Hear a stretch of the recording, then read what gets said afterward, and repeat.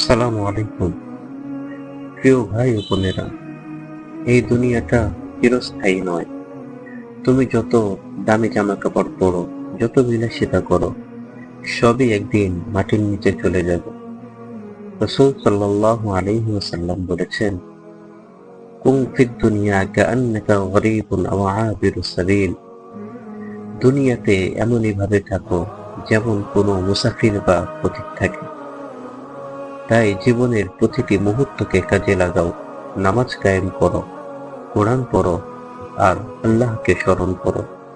কারণ একদিন এই জীবন শেষ হয়ে যাবে, আর তখন একমাত্র তোমার আমলই সাথে থাকবে। তাই প্রিয় ভাই ও বোন, জীবন খুবই ছোট, তাই আজই ফিরে আসো আল্লাহর পথে।